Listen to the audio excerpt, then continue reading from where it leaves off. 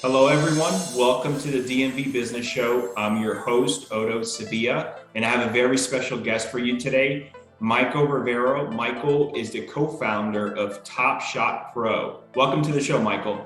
Thanks for having me, Otto. How's it going? I'm doing fantastic. How about yourself? Couldn't have a better day. We're Uh, actually celebrating one of my best friend's birthday this evening, so I'm excited. so time to party a little bit later then. Yeah, I gotta show him how to live it up a little. That's good. That's good. So before we go into your journey, Michael, if you could just give the audience just a general overview of who is Top Shot Pro. Absolutely. So Top Shot Pro is a real estate marketing technology company. We were born here in the DMV area, and we help real estate professionals grow their business by growing their personal brands and really their marketing capabilities across the board. So we're fortunate to be here 3 years later. Oh, that's awesome. Congrats on the 3-year anniversary. Thank you, sir. Yeah, I saw what you did and I thought it's very cool. The real estate professionals you mostly help by residential realtors, correct? Yeah, a lot of them are residential. We do some commercial work. We recently partnered up with a couple of people that own some commercial buildings.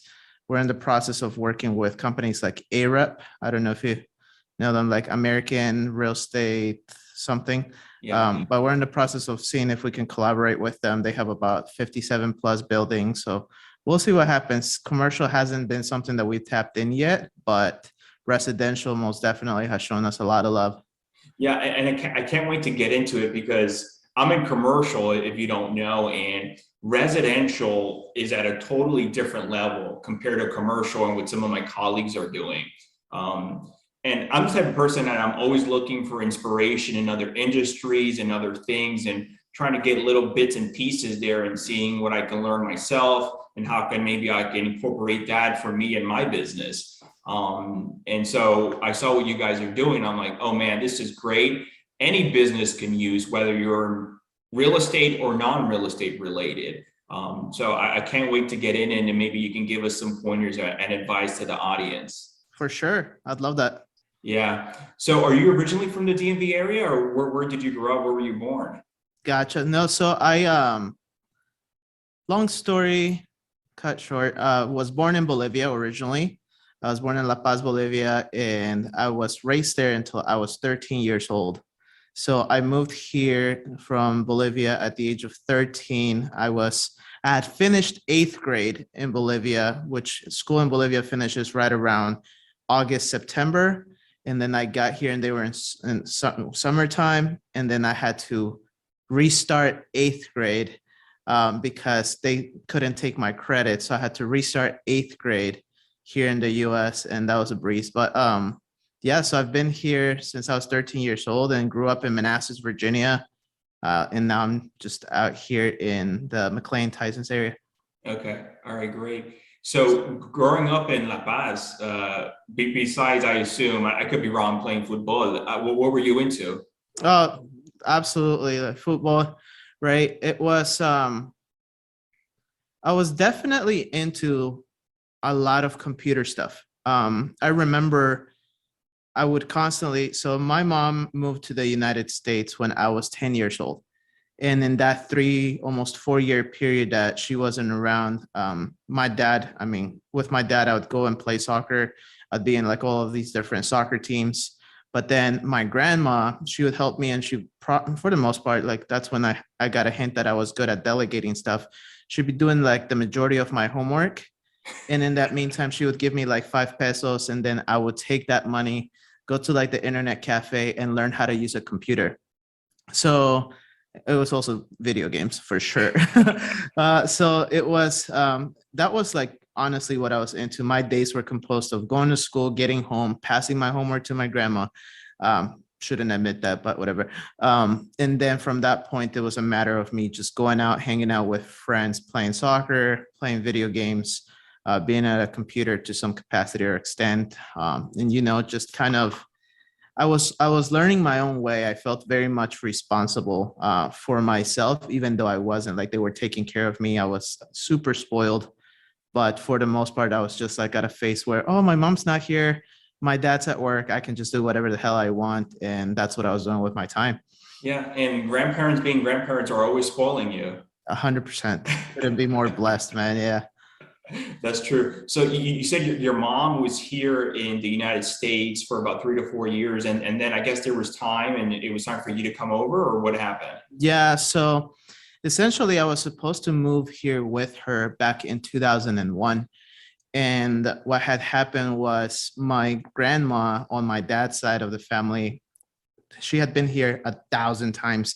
And she scared my mom and was like, well, if you move there with Michael and they find him by himself at the house while you're at work, they're going to take him from you. And that scared my mom like 1,000,000%. So she was just like, nope, not running that risk. Like I could not be separated in that manner from you.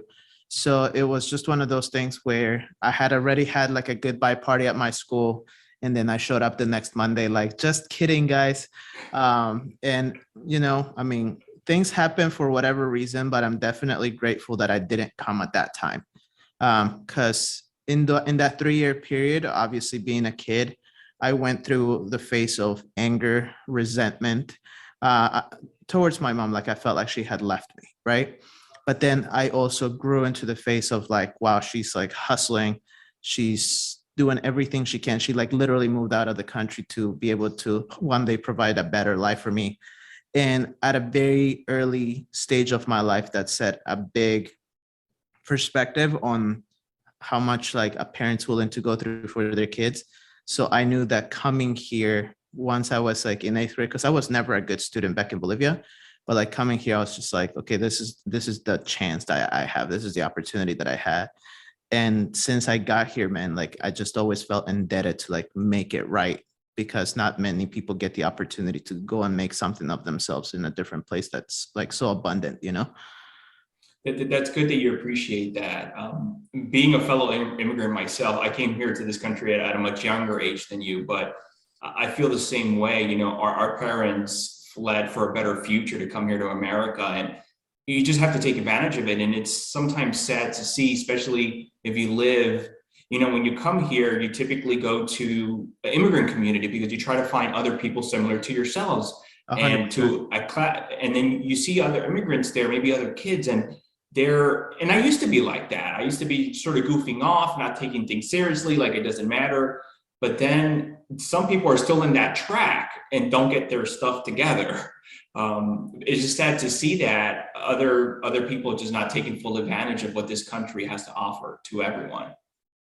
Absolutely. And I think that was the biggest deal for me, because I realized very quickly that though, like, again, coming into 8th grade, the people that I fit in with the most was, again, like the immigrant community, soccer team. It was like one of the two. So I was doing very well, but also there were things like habits and behaviors that I didn't necessarily know better at the time.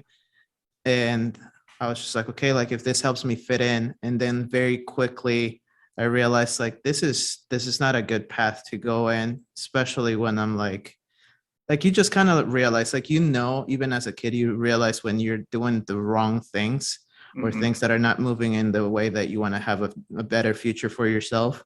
And I was like, okay. So that's when I was like, okay, maybe I need to not be so extroverted and be a little bit more introverted and a little bit more selfish with my time, dedicate myself to school a little bit more, which it had its pros and its cons. But for the most part, I mean, to see where I'm headed today, and as opposed to who I could have been had I stayed in that path, I'm just like, I'm so glad I chose that. you know? That's good. I'm glad you got your act together. Yeah. Early on, man, you have to. You have to. I was the same way. I grew up in DC in the city, Okay. and same thing. Immigrant community and everything. But luckily, my parents around junior high school, middle school, they took me out of DC and we moved to Maryland, and that just flipped everything.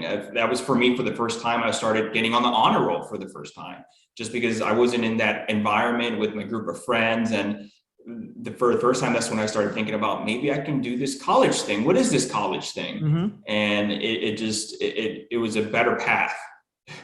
Absolutely. So you went to high school in Northern Virginia, right? Yeah. I went to high school in Manassas.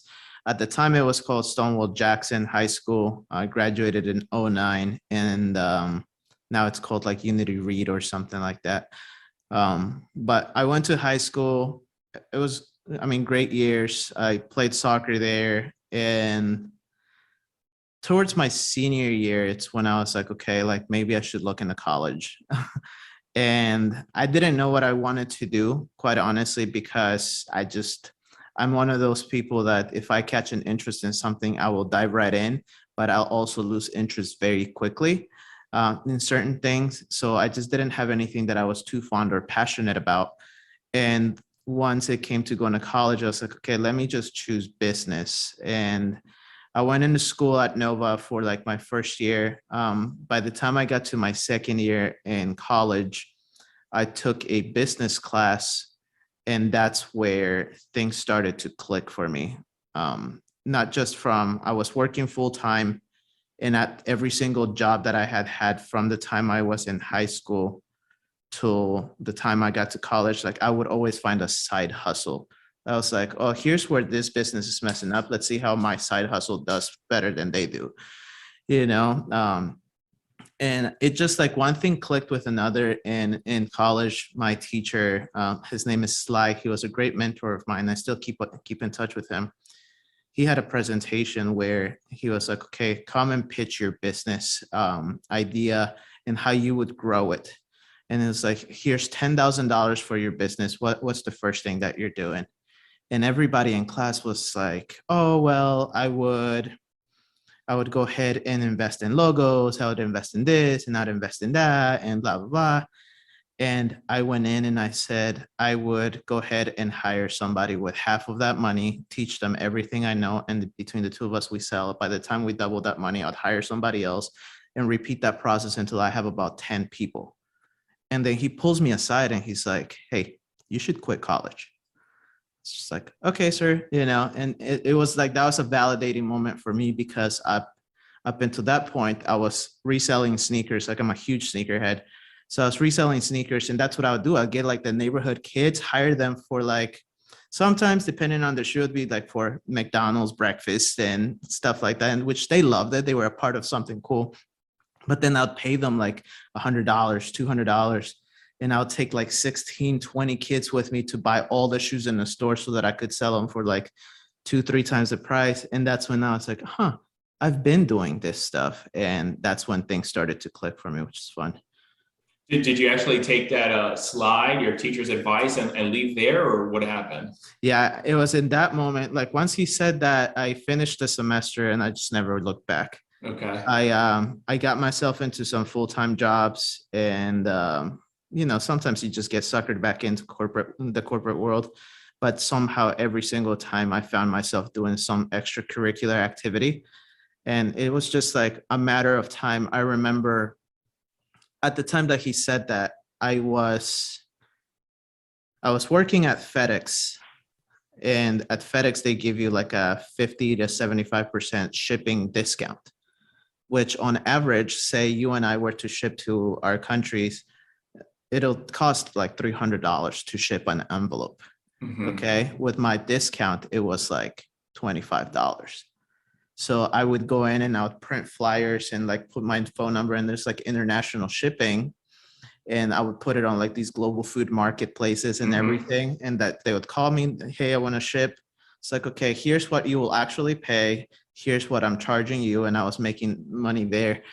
And I was like, okay, that worked. And then once he told me that, I had just gotten another job working at an auto loan place, like, like where they give you money for your title. Mm-hmm. And I had worked at one point in my life in collections. So like I knew how to call people and be like, hey, pay this money back, And I realized at that job, like the decision to leave was made. I just didn't know what I wanted to do yet. I was calling people and it was like, okay, you don't have the money for this. Here's how much you owe. And I called my boss. I was like, these people are just not paying. She's like, yeah, forget about it. Like, we just kind of must losses. I was like, can I call them and see like if I could pay for them? It's like, why would you do that? It's like, don't worry about it. She's like, whatever you want.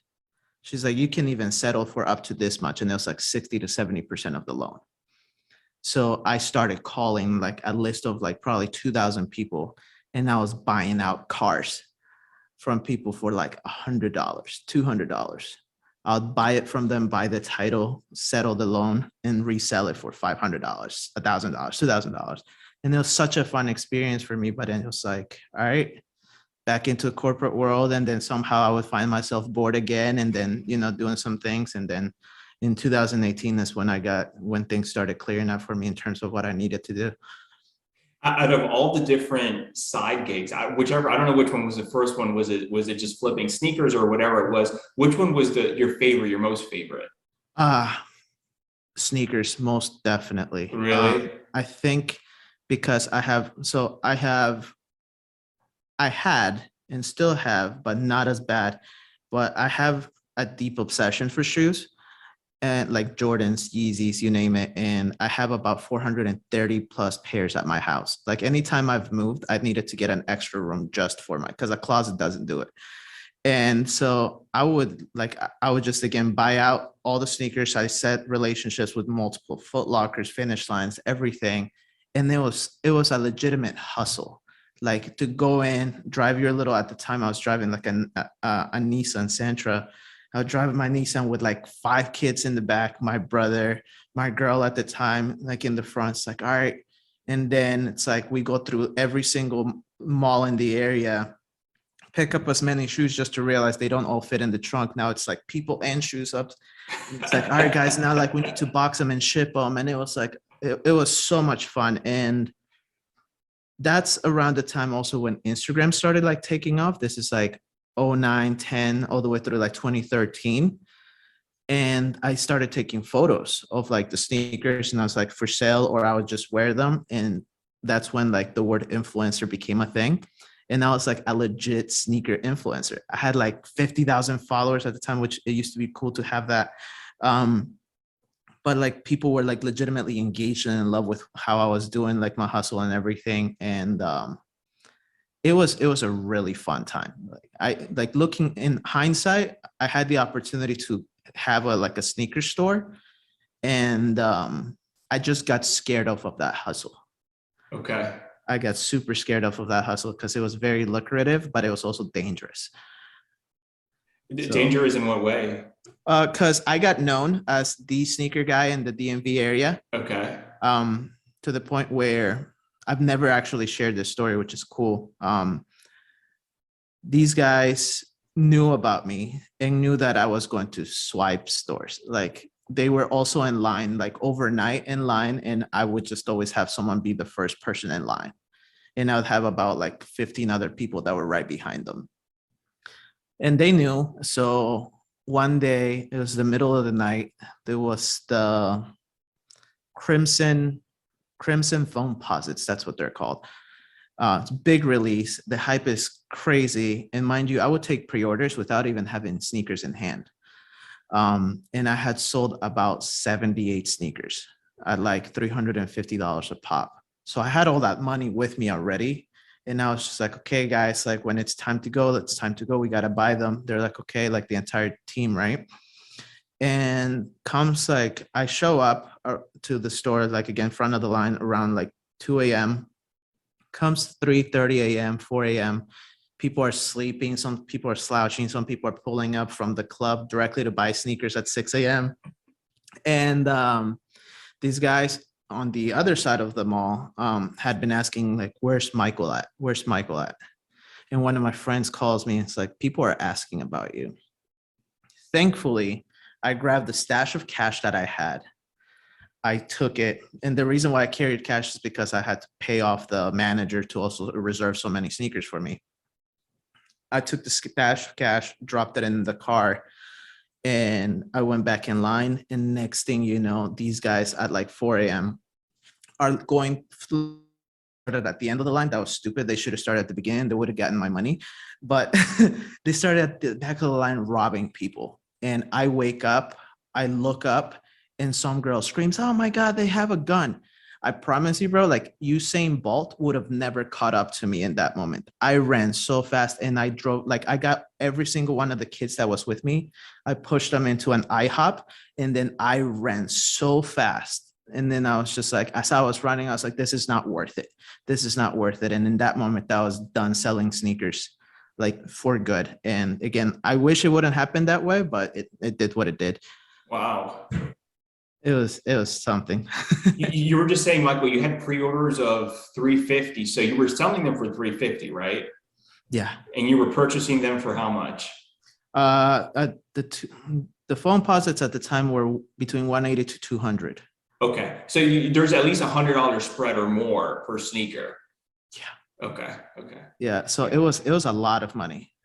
It was a lot of money, and I would have enough cash to buy the sneakers. Because also like if you, like at the stores, it was weird that rule, like if you swipe your card once, you can't swipe it again. It's just so I was just have a stash of cash. Like if you ever want to feel like a rapper, like that's the time, you know. But it just was not like it was terrible. Yeah. Like I mean, that's a big business. I remember I put in a business a little while ago in a small little space under 1,000 square feet in Northern Virginia retail space, sneakerhead, a reseller. Literally in less than a year, went to 3 times the space. wow, It's crazy. Yeah. Uh, it's a good it's business. it's a great business. There's a lot of like there, it's definitely a niche. Yes. And there's like my mentor says riches are in the niches, and I was doing that before I even knew my mentor, so I'm like, okay, that's good, you know. Yeah. Yeah, So how did you come about with Top Shot Pro? How did that idea come? that's a good question. So essentially, I'd like to say, and I'll take you way back. There are 4 phone calls in my life that have led me to Top Shot Pro. The first phone call I received when I was between 5 and 6 years old. I was playing at my dad's house. I was playing soccer out in the front yard with my cousin, and my mom calls. And my mom at the time was having some mental health issues, and she calls and she's like, "Hey," and they call me Mickey at the house. Say, "Hey, Mickey, like, what's going on, mom?" And she's like, "I'm just calling to say goodbye." And like, when you feel that goodbye and like it really sinks in. It's like, "What do you mean?" She's like, "I just can't do this. It's too hard. And I took some stuff." And I turned to my dad and I'm like, "This is what my mom just said." And my dad was just like, "No, she didn't. Don't worry about it." But I as a kid, as like as 5, 6 year old, like I knew. And in that moment, I was like, "Hey, mom, I love you. Bye." I hang up, but I immediately pick up and I call my aunts, I call my grandma, I call everybody. And fortunately, they got to my mom on time. Things were resolved. But in that moment, at like 5, 6 years old, I became very aware and a problem solver, I would say, like very solutions oriented. And later, as the years went by, obviously, like I got here and everything in between, I'm working at this digital marketing company, and that's where I met my business partner, Josh. And at the time, we weren't even thinking business. We were literally just like 2 guys that like the same music, like the same type of clothing. We hang out, we're cool with each other. He's also about 6 or 8, actually 7 years younger than I am. And I'm just like, this kid, like I love him to death. He's like my little brother, And one day he calls me and he's just like, "Hey, Michael." It's like, "What's up, man?" It's like, "You typically don't call me after work hours. Like, is everything okay?" He's like, "I'm thinking about quitting college." And I'm like, "Okay." And he's like, "And you're the only person that knows this. I want your take." In that moment, with that phone call, I became responsible, I would say. And I had such a huge sense of responsibility because for me, it was like, dude, quit. I had already done it. And I was like, and I'm doing just fine. But for me, it was like, fuck, like, what do I do? What do I tell this kid? And I told him, I was like, do whatever your heart tells you. But if you quit, just be willing to not look back and be willing to outwork every single person that you encounter, like in any shape or form. And that's when I gained that sense of responsibility, because at that point I was like, well, look, man, if you do this, like I'm thinking about quitting too. well, not college, but like work. And then I'm thinking about starting a business, yada, yada. So that's where conversations began. And a couple months later, I had gotten published in the Washington, D.C. magazine, like the Washingtonian. And I remember calling my mom and I was like, hey, I just got published for the first time for photography. Like, it's a huge feat. Like, I never thought that I would get like an award or like even published for photography. Like, it got sent to like 17,000 homes and it's also on like private flights and all this crap. I was just super proud and excited. And she was like, how much did they pay you? It's like, what the hell? So then I call my dad and my dad's like, son, it's like, even if they gave you no money, like, I'm super proud of you for doing what you love. It was in that moment, like, I genuinely felt like I need to chase passion. So I was like very deeply passionate about like being this creative person. Again, mind you, like years back, I was taking pictures of sneakers. Now I got published for taking pictures of people. Mm-hmm. So I'm like, okay, call number one teaches me like problem solving. Call number two teaches me responsibility. Call number three teaches me passion, if anything. And then my last call is a month before I quit my job, which was as a digital marketing strategist. I was working at this marketing company, managed about 250 businesses. It was a pretty big book of business that I was managing, but I just wasn't passionate about it anymore. And I called my mom and I'm like, I'm thinking about quitting my job. And she's like, well, your stepdad today told me that we're getting a divorce. And truth be told, I'm excited for you, son, but I don't know whether we'll be able to keep that family house or not. And I'm like, come on, let me just share my good news. And it was in that moment where in my head, it just clicked. I was like, well, if that were to be the case, someone's going to need to help my mom, and it's not going to be an attorney. So it'll be a realtor and maybe like one of those mortgage people. I didn't even know the term loan officer. And that's when it became, I would say, intentional and purposeful. So when you take all of those 4 phone calls that led to that moment, I was just like, everything has led me to this moment and I just got to do it. I just got to dive in. I quit my job on May of 2019. I told Josh, I was like, I hope you join me. And I went out and for 30 days, I hustled my ass off, literally door by door, agent to agent, as many people as I could get in front of until one client signed up. The second that client signed up, I was like, okay, Josh, like we have some income. It was never even like I have some income. Like I'm surviving here with what I saved for the past 6 months leading up to this moment. It's like, we have some income. He quits. I'm like, okay, now responsibility kicks in and our core value is passion. Okay. So now we started going after more people together and like, just like one client leads to the other, to the other, to the other. And I mean, it started out of sheer like not doing it even for the money. It was like, let me help my mom with her situation first. But then in that moment, again, it also became very clear that agents needed our assistance, our expertise, and our help so that they could help people like my mom. And I was just like, okay, like that in and of itself, like if there was ever a perfect match, like that's it. And here we are. Michael, so when you said you're for that 30 days, you're just reaching out to people. Are you calling these broker or these agents, or are you going to realtor offices and trying to pitch your services, or what are you doing? So I didn't even know what I was selling yet. Okay. Ah, okay. I knew I wanted to help them with video production. I knew I wanted to help them with marketing, social media advertising. They didn't have a package.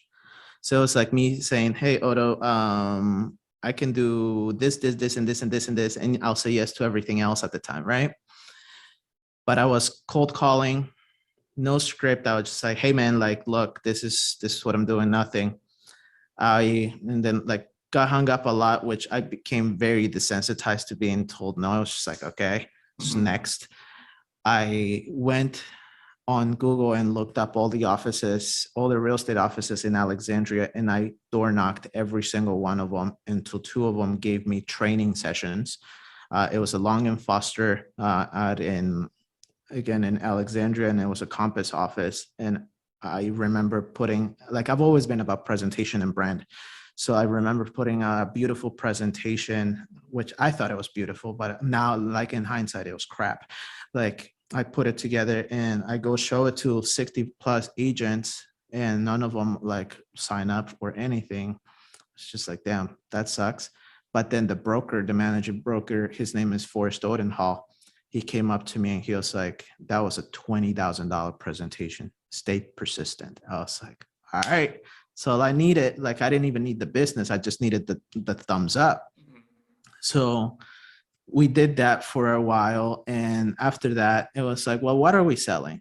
Video marketing, social media, advertising. Let's just be living proof of what we do sells and what we do works. So I kid you not, since that day, I was like, all right, I'm not just a business owner, but I'm also a content creator, and I'm going to lead people by example. And I mean, that's how we connected, you know, like all this time, like 3 years later, it took trial and error and failing and looking dumb on camera and being willing to say the wrong things and be willing to offend people and choosing sides and voicing how you feel and think, and people resonating with that or not. And here we are. So in this 3-year time frame, you've grown your Instagram, Top Shot DC, Top Shot Pro DC, right?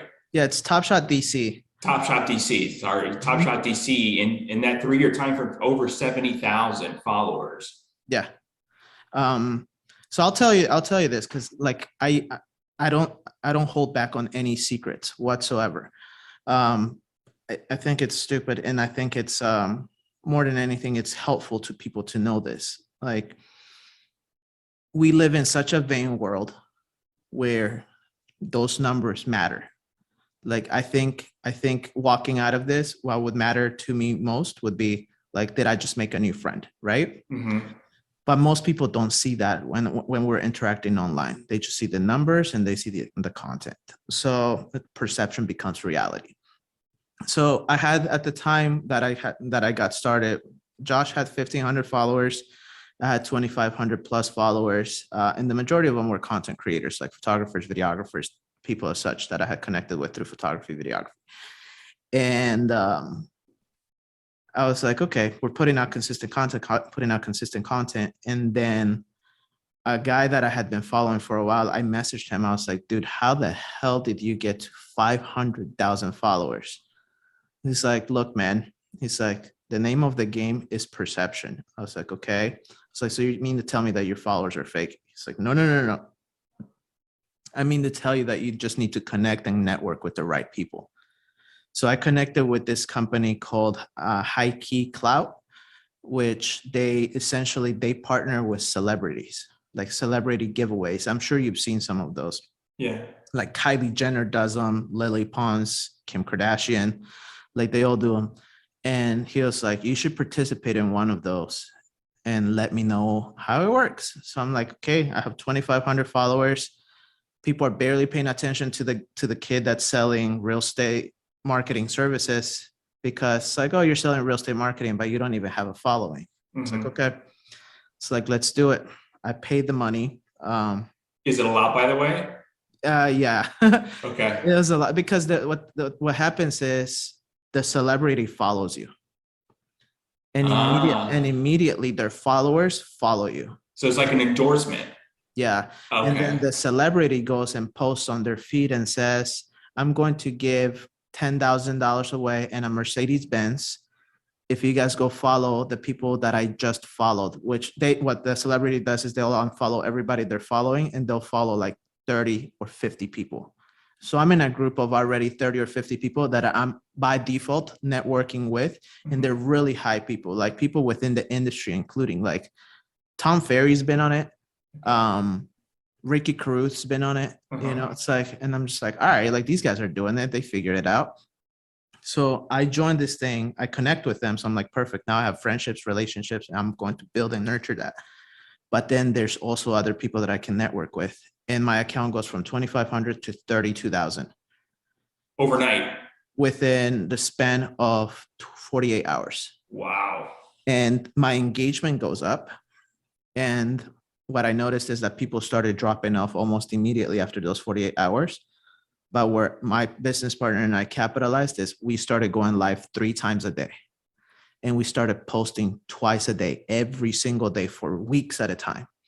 So our retention of so typically, now I get geeky. It's like 32,000 followers on average. Off of that, I was going to fall back to like 15,000 because 40% plus of them just don't care about you.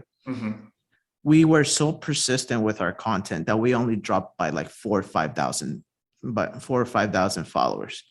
And we kept going because our reach was there, because we had the frequency and we were being really impactful with lives, with videos and everything. Now I'm at 40,000. Now I'm at 45,000 and I'm like 50. I got to 55,000 on my own from that point. And then we're like, last time it worked. So we did it another time. So the first time that we did it was with some YouTubers, which was great because it gave us a younger audience. The second time that we did it was with Cardi B. And that was hilarious because I'm like, okay, now I'm getting like a New York crowd and people that like are asking me about WAP, you know? So I'm just like, what the hell, whatever. So that grows my account to like 65K. It drops back down to like 60, 59. I don't remember the exact number. But again, like that boost of engagement, and we do the same exact thing, but now our production is also better, you know? And at that point, what we were doing is, while we're growing so fast, I was reaching out to real estate agents, real estate professionals in general, and I would like their posts, drop a comment like, hey man, I love your content, blah, blah, blah, blah. Like be genuine about it actually. Sure. And I was doing that about 100 times a day. Okay. 100 times a day. And as I was like engaging with their feed, dropping a genuine comment 100 times a day. And then what I would do is after I follow them, I'd send them a personalized video. So it's every person that I connected with in that time frame received like a personalized video from me that said like, look, man, the reason why I commented on your post about X was because of this, and this. And the engagement, our awareness just blew up. And then one thing led to the next, where people were like, well, can you do a speaking engagement? Can you do a training? Can you do a coaching? How did you grow your following? And it's the same story. Like, I don't need to lie about it. Yeah. It is what it is. Some people are like, you bought followers. And I'm like, no, I invested in engaged real people that made a choice to follow me because they thought they would win money. And some of them, like, obviously there are winners, like that's for sure. But the rest, it was like a matter of like, all right, now that I have grown this amount, let me now go after my target market and genuinely connect with them. And now, like, I would say out of every 10 followers that I get, I get on average like 30 to 50 followers a day. Out of that amount of people that follow me, I would say about 2/3 of them are within the industry. And it's so much easier because as soon as they follow me now, I go engage with them and I still do the same thing. I have probably sent over like 7,000 plus personalized messages. And this is you doing it, or your team? You have someone else also, because that's a lot of messages. It's me doing it. Whenever it's not me doing it, I do have somebody on my behalf doing it. But I mean, for the most part, like today I posted a ton of stories and I got some followers, and I go look at who's watching it. Immediately, hey, thanks for watching my story. What did you think? Like, I wanted to like genuinely be, if not 100% of the time for me, 80% of the time for me. Sure. You know? Because the 20%, yeah, now I have somebody like, okay, people are not following me from Chicago. Go ahead and look for real estate professionals on my behalf on Chicago and start reaching out to them. Drop this comments and let me know once you follow them. Give me the list and I'll send them a video, and I get that done. So it's like every single day. And that's how we used Instagram to, well, Instagram has been our growth vehicle for a while. But then from that alone, we've been able to, again, have all of these events and everything. And what we've done really well is be targeted, like what markets do we want to expand to now? Because we never wanted to just be a local business. Like, we're building $1 billion business here. Like, and I'm not kidding about that. So it's like, okay, what hot markets do we want? So we said, let's start DC, Maryland, Virginia. Let's then transition to New Jersey, New York. Let's from that point go to Miami, Orlando. Let's go to Los Angeles. Let's go to San Francisco. Let's go to Phoenix, Arizona. Let's go to, I don't know, like Austin, Texas. Like we're still testing out Texas, but every other state that I've mentioned, we have a huge presence in now. And it's like off of legitimately putting in the work, which 99% of people would not be so obsessed about. It's so true, Michael, and I'm glad you just mentioned that right now because it's a job. It's Mhm. literally more than a job because even when you got the original that inflow of followers, you were doing 3 lives per day, posting twice per day, and you were doing that daily for a period of time. Yep. And it's like, you have to be willing to put in the work. It's like people want results from social media, but they don't want to put in the work. And social is about being social. I've not once stopped being social. Again, like we connected. Like this is, you didn't get my VA, you didn't get someone on my team, like you got Mm-hmm. me. And like, I'm proud to say that, right? Now with our clients, we're like, we want you to focus on building your business because social media is not your strength. Mm-hmm. So let us do it all for you. But in the process, we want you to learn how to do this yourself too. So that one day you can get like what we're getting ourselves. And some of them do and some of them don't. But again, to your point, it's 100% a job. But I think that it's a part of the job, quite honestly, because we used to keep up with the Joneses, right? You've heard that saying, like, "Oh, I'm Mm-hmm. keeping up with the Joneses." Like 2022, like and forward, and for a while now, we've been keeping up with the Kardashians. You know, like think about that. We don't keep up with the Joneses; we keep up with the Kardashians. Like we used to have a huge abundance of attention because our attention was on the news, our attention was on radio, our attention was on television, right? Nowadays our attention is on social and there's an abundance of media. So the only thing that's going to separate us if we're not the Kim Kardashians of the world is to be genuinely real and be ourselves and be persistently social on these platforms.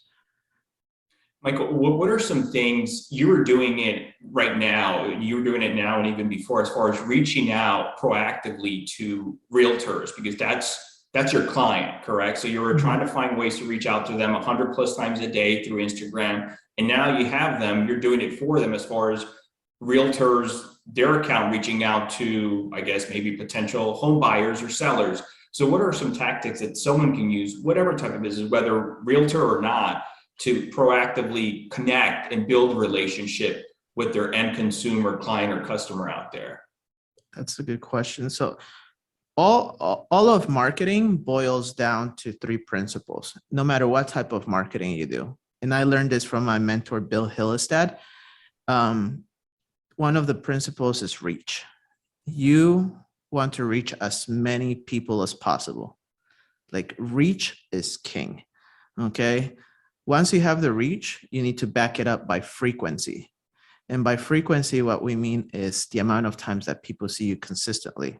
The reason why when someone says para pa pa pa, automatically in our head we finish that. You said it in your head. It's like I'm loving it, right? Or whenever we see like red and white bottles, like we know it's Coca-Cola, like it's because we see it so much. There's a frequency of that, right? And then the impact boils down to the messaging. So I think in any area in which a business owner is looking to do better with their marketing and accomplish like what we're doing for ourselves and for our clients is those three principles, like reach. Am I reaching enough people? Am I doing everything in my power to reach more people? Am I doing it frequently enough? Because it takes about 18 times of us seeing someone or something before we give it attention now. And then the impact. Is the content that I'm seeing impactful in my life? Is it entertaining, educating, motivating, inspiring, or simply a good distraction? Mm-hmm. And if it's any one of those things, we're likely to go back and pay attention again. That's what TikTok is doing to us now. There's a few accounts that pop up every now and then, and even we don't follow them. They're so distracting, or they're so funny, or entertaining, or educational that you're just like, oh, okay, I like this guy. And it takes about 18 times before you choose to follow that person. You know, so I would say, like, again, anybody that is looking to do better for themselves in marketing, if they follow those three principles in any way, shape, or form, like they're likely to get results 100%. And stay consistent with it too. Yeah, I mean that's the frequency, you know, like Yeah. I I think so I'll tell you what we tell prospects. It's kind of like every person wants to be a millionaire, but nobody wants to work a million times more than the average person, right? Everybody wants to be in shape, but they're not willing to pay attention to their diet nor put in the time at the gym. Like you don't just magically wake up with those things. So on our end, our goal is to say to our clients, say, hey, Otto, look, man, you get the six pack, but we'll work out for you. You know, and they're like, oh, really? Yeah, like we'll do that. But again, it's a matter of like someone's got to do the work. Yeah. Someone's got to do the work because nothing is just handed. Like unless you randomly like happen to network with, I don't know, like this happened, for example, with Josh, my business partner. He was at a party and he ended up meeting the right-hand man of Mr. Beast. It's like the world's biggest YouTuber. And now they're like really close friends, almost like best friends. So it's like, okay, well, if Josh gets the shout out from Mr. Beast or the follow from Mr. Beast, he's just like going to another level online. But that doesn't happen to everybody all the time, you know? Mm-hmm. That's so true.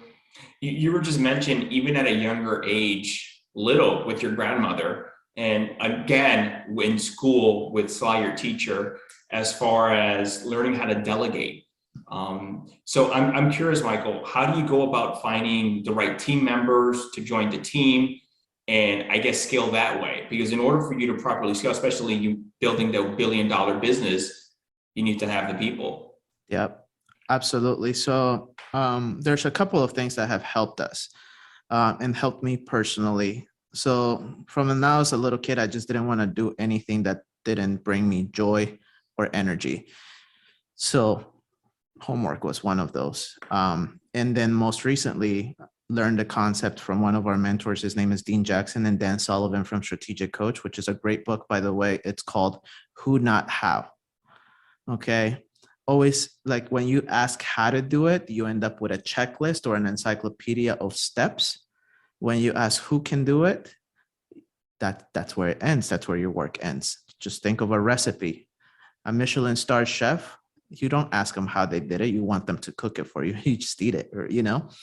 So we follow the who not how concept. We also work on a unique ability teamwork. So the best advice I've ever received was before I quit my digital marketing job, where I met Josh. And it was, I know you're leaving to start a company in the marketing space. Never hire somebody for a job that you yourself could not do. So I put my ass through the ringer, like learning how to shoot video, taking better photos, editing, distributing, and writing. Like, so I learned copy, closing, speaking, and I practice it every day till this day. But from that point, I understood the pain points that like team members would go through. And I was like, okay, now I know how to edit a video and I know how long it takes and I don't like it. It doesn't give me energy or joy. I just know what I want to see, hire for that position. And the way that we hire is very, very simple. It's like 2 questions. One of them is, hey, you were born one day and next thing you know, you're on this interview. Tell us what happened in between. Because the way that they filled the gap, it tells you everything you need to know about the person. And number 2 is we ask them this framework that we learned from Gino Wickman from the book called Traction. We ask them, do you get what we're looking for? They're like, yes. You get the job? Yes. Do you want it? Yes. Do you have the capacity to do it? Capacity meaning like this is probably like you're looking for a part-time job, but it's probably going to feel a lot more full-time, or you're looking for a full-time job and you're going to feel like you're working 180 hours a week. Like, and they're like, if we get 3 yeses, then we bring them in. And what we do is we give them an impact filter. And the impact filter basically says, Otto, this is the impact that you are going to have in our company. Result that we will get off of you delivering on the impact filter, like the task, the duties, the job itself, is X, Y, and Z. The worst result is X, Y, and Z. So they have very clear expectations. And on top of that, we give them a 4x4, which says, this is what we expect for you in terms of performance. These are the results we're looking for. This is how you can be a hero to the company and to your team members. And this is what will piss us off and get you fired. And we are super transparent with that. And then every month we meet with our team members, show them their impact filter, their 4x4, or every quarter now. And it's like, you have not been aligned with these. And unless we fix that, we're going to have to let you go. And I mean, again, 3 years later, we've built a team from what used to be just 2 of us doing all of it for our clients, to now we have over 25 people helping us build this company. Are they all located here locally in the DMV or everywhere? No, we've gotten really fortunate that we have a team throughout the state. Mm-hmm. So we have a presence in Texas, California, West Virginia, Pennsylvania, Chicago. But we also have a team out of Australia, out of Germany. We have a team out of Colombia. And I mean, again, a team out of the Philippines, and we all just work together because our job is to lead them in a positive way to where they take full ownership of this company as if it is theirs, which it is. And in that process, what we've seen is like them being like super dedicated, like our team in the Philippines, because of the amount of work that we give them and that we're able to do, they've been able to like feed and finance their church, which has been able to like the team lead that we have over there. She has created a company of virtual assistants that we're now funding. So that's helping us, helping them. Our team in Germany and Australia, like the same thing. They've built a team of video editors, designers, and the same thing. So it's like, I want to grow this division of the company with you. I want to grow this part of the company with you. And like everybody has their own little company through our company. And I mean, people just need to own something with you. You know, Yeah. it's the best saying I've ever heard is the best form of friendship, relationship, and love is to build with people that you want to have a loving relationship with. And that's very true. I mean, why do you get married? You want to build something with that person. Why do you have a best friend? It's like, not to drink. You want to build something with them, right? So it's like, I want to build with everybody that works with us. I love that. What would you say is your biggest challenge with your role at Top Shot Pro today? Ooh, no one tells me what to do. And I think that's our struggle as entrepreneurs and business owners, is that if we've ever had a job, it was never our fault, because we could always say, well, you didn't tell me. So no one tells us what to do. So I think it's the biggest struggle, but it's also the biggest strength, because it gives us 100% ownership and responsibility of our actions. So for as long as we don't continue growing and developing as people, what we're doing is we're limiting others in the same way. And I don't want to be that person. Like, I genuinely don't want to be that person. I think, again, as we grow in an age where we're keeping up with the Kardashians, we need people who legitimately care and give excuse my language, but like give a shit about the people that they work for, work with. And most importantly, like, you just have to want it more than anybody else wants it. I always challenge my clients. I'm like, dude, I want you to succeed more than you do. It's like, no, you don't. What do you mean? Well, let's take a look, you know? And it's like, crap, okay. And that's the reason why our clients like choose to stay with us, because we're also like